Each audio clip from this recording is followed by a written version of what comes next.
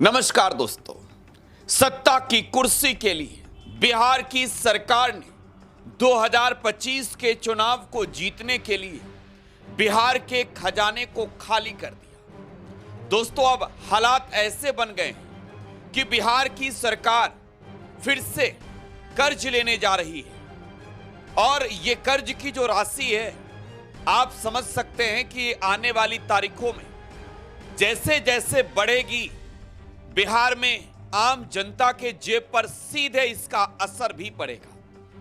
दोस्तों, अब बिहार की सरकार 12,000 करोड़ रुपए फिर से लोन लेने जा रही है। जरा सोचिए दोस्तों, सत्ता की कुर्सी पर फिर से बैठने के लिए नीतीश कुमार ने बिहार को कितना गरीब कर दिया।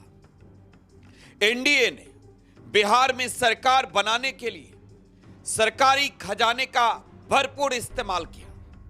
दोस्तों, 2025 को जीतना बीजेपी जेडीयू के लिए कुछ ऐसा लक्ष्य था जो पूरा होने वाला नहीं था। ऐसे में बिहार में उनकी सरकार थी और सरकारी खजाने से जब पैसे सरकार ने बांटने शुरू किए, तब बिहार में सरकार बनी और बिहार की सरकार बनने के बाद कंगाल हो गई। दोस्तों, हालात बिहार में ऐसे हैं कि बिहार में रुपए के बिना विकास का काम रुका हुआ है। अब ऐसे में बिहार में इस पर सवाल उठ रहे हैं कि नीतीश कुमार की जो सरकार थी, अब जो सम्राट चौधरी की सरकार है, ये सिर्फ लोन लेकर ही सरकार चलाएंगे। क्या बिहार की जनता इनके लिए गए लोन की भरपाई पूरी जिंदगी करते रहेगी? दोस्तों, मैं आपको बता रहा हूं, 100 करोड़ रुपए सरकार सिर्फ दोस्तों लोन का सूद जमा कर रही है। अब दोस्तों, ऐसे में सवाल यह है कि सरकारी खजाने का इस्तेमाल सत्ता की कुर्सी हासिल करने के लिए एनडीए ने किया, तो फिर जनता पर इसका बोझ क्यों? दोस्तों, आज चर्चा करेंगे इस पर रडार में। दोस्तों, टुडे बिहार न्यूज के पॉलिटिकल शो रडार का ये 93वां एपिसोड है। मैं हूं आपके साथ प्रकाश सिंह। दोस्तों, 2025 का चुनाव संपन्न हुआ। सरकार एनडीए ने प्रचंड बहुमत के साथ बनाई। दोस्तों, 122 सीट चाहिए बिहार में सरकार बनाने के लिए। बिहार में एनडीए ने 202 सीटें जीती और इस जीत के पीछे का जो रीजन सामने आया, एनडीए की जब सरकार 2025 में थी, अब भी सरकार है हालांकि नीतीश कुमार के नेतृत्व में, तब बिहार सरकार के खजाने का इस्तेमाल बिहार में वोट खरीदने के लिए हुआ। यह आरोप दोस्तों हमारा नहीं, यह आरोप बिहार में विपक्ष का है। आरजेडी के नेता तेजस्वी यादव कहते हैं, नीतीश कुमार ने सत्ता की कुर्सी के लिए करीब 41,000 करोड़ रुपए बांट डाले। और देखिए, इसका सीधे तौर पर आप कह सकते हैं कि जनता से सरोकार, जनता के विकास से सरोकार नहीं था, बल्कि दोस्तों वोट खरीदकर सरकार बनाने का एनडीए का लक्ष्य था। जिस एनडीए में बीजेपी है, जिस एनडीए में जेडीयू है, जिस एनडीए में एलजेपीआर है, जिस एनडीए में आरएलएम है, जिस एनडीए में एचएएम है, तो दोस्तों एनडीए ने सरकार बनाई। लेकिन आज जब मैंने अखबार के पन्ने पलटे, दोस्तों मैंने जब अखबार में खबर देखा कि बिहार की सरकार तो कंगाल है, बिहार की सरकार 12,000 करोड़ रुपए का लोन ले रही है, और जब मैंने देखा कि मार्च और अप्रैल महीने का जो पेंशन की राशि है, सामाजिक पेंशन योजना की जो राशि है, वो लोगों के खाते तक नहीं गई, तब ऐसा लग रहा था दोस्तों कि बिहार की सरकार बिल्कुल कंगाल है। अब गलथेथराई बिहार में एक भाषा है, नेता लोग चाहे जितना क्यों ना कर, हकीकत यही है कि बिहार सरकार के पास अपने राज्य के विकास के लिए भी पैसे नहीं। सामाजिक योजनाओं के तहत जो राशि दी जाती है वो पेंशन की राशि देने के लिए भी पैसा नहीं है। छात्रों के पढ़ाई के लिए स्टूडेंट क्रेडिट कार्ड में जो राशि दी जाती है उसके लिए भी पैसे नहीं है। सड़क बनाने के लिए पैसा नहीं है। अब जरा समझिए कि हालात बिहार में आज की तारीख में कैसे हैं। नीतीश कुमार ने तो बिहार के मुख्यमंत्री की गद्दी को छोड़ दिया। बीजेपी के नेता सम्राट चौधरी बिहार के नए मुख्यमंत्री बन गए और सम्राट की सरकार ने रिजर्व बैंक से 12,000 करोड़ रुपए लोन मांगा है। दोस्तों, ये नई सरकार ने मांगा है और जब ये लोन की राशि आएगी तब जाकर दोस्तों बिहार में पेंशन की जो राशि है वो बांटी जाएगी। अब जरा पहले समझ लेते हैं सरकार ने कैसे पैसे का इस्तेमाल किया। दोस्तों, राज्य की सरकार ने 125 यूनिट बिजली मुफ्त कर दी वोट से पहले। तेजस्वी यादव ने बड़ा दावा कर दिया था, 150 यूनिट बिजली फ्री करने की बातें कही थी, 200 यूनिट। और नीतीश कुमार की सरकार ने जब वो सरकार के कुर्सी पर थे तो जल्दीबाजी में दोस्तों नीतीश कुमार ने 125 यूनिट बिजली फ्री कर दी। इसका खर्च कहां गया? सरकार के खजाने से पैसे का इस्तेमाल हुआ, क्योंकि जो विद्युत कंपनियां हैं वो तो पैसा लेगी। अब ऐसे में आम जनता को थोड़ी सी राहत जरूर मिली, लेकिन जो राशि इसके लिए उपयोग की गई, राज्य सरकार ने जो राशि उपयोग किया, आज जब सरकार का खजाना खाली है तो सवाल है कि साहब आपने पहले हिसाब क्यों नहीं देखा। दोस्तों, बिहार में चुनाव जीतने के लिए महिलाओं के खाते में 10-10 हजार रुपए दिए गए और नीतीश कुमार की सरकार ने तब कहा कि हमने महिलाओं को विकसित करने के लिए, महिलाओं को सशक्त बनाने के लिए यह राशि दी है। लेकिन असल मायने में सरकार ने वोट के लिए नोट का इस्तेमाल किया था। दोस्तों, आदर्श आचार संहिता लागू होने के बाद भी यह राशि दी जाती रही और महिलाओं के ऊपर प्रेशर भी जीविका के माध्यम से बनाया गया वोट के लिए।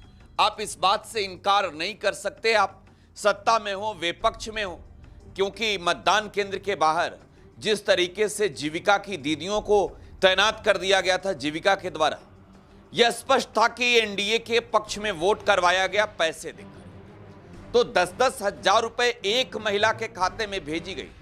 जरा सोचिए ना कि सरकार के जेब पर कितना, खजाने पर कितना असर पड़ा होगा। इसके अतिरिक्त सामाजिक पेंशन योजना जो बिहार में 400 रुपए नीतीश कुमार की सरकार देते आ रही थी, इस राशि को बढ़ाकर दोस्तों 1100 कर दिया गया।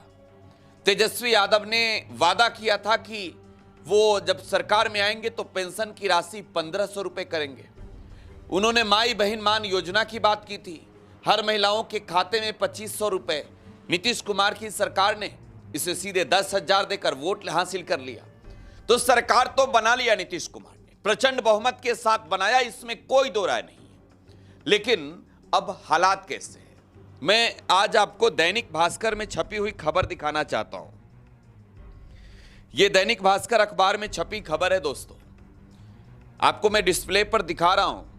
बिहार सरकार 12,000 करोड़ रुपए लोन लेगी, 1 करोड़ को मिलेगा रुकी हुई पेंशन।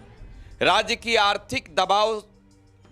को आर्थिक दबाव से उबारने के लिए नई सरकार ने पहल की है। राज्य सरकार ने रिजर्व बैंक से जून तक 12,000 करोड़ रुपए लोन की मांग की है। 4,000 करोड़ रुपए इसी महीने के अंत तक मिल सकता है। जरा सोचिए बिहार में हालात कैसे हैं, बिहार में हालात कैसे हैं। रिजर्व बैंक के आंकड़ों पर अगर आप गौर करें तो सरकार की शुद्ध देनदारी 3,70,000 करोड़ रुपए की पार जा चुकी है। 2026 समाप्त होने तक यह लोन जो है वो 4 लाख करोड़ रुपए के पार पहुंच जाएगा। देखिए, इस 40,000 करोड़ रुपए जो है सिर्फ इस साल सरकार को चुकाने पड़ रहे हैं। यानी हर दिन एक साल में 40,000, यानी हर दिन 100 करोड़ रुपए से ज्यादा की राशि सिर्फ सूद भरने में दी जा रही है। देखिए, 100 करोड़ रुपए की राशि। ये दैनिक भास्कर अखबार कह रहा है दोस्तों कि 100 करोड़ रुपए की जो राशि है वो सिर्फ सूद भरने के लिए प्रतिदिन लग रहा है। और देखिए इसका किस पर असर है, तो इसका असर दोस्तों आप सीधे तौर पर समझ सकते हैं कि आम जनता के जेब पर है, आम जनता के जेब पर है दोस्तों। अब जरा देखिए, मैंने कहा कि 41,000 करोड़ रुपए सरकार बनाने के लिए एनडीए ने फूंक दिया सरकारी खजाने से।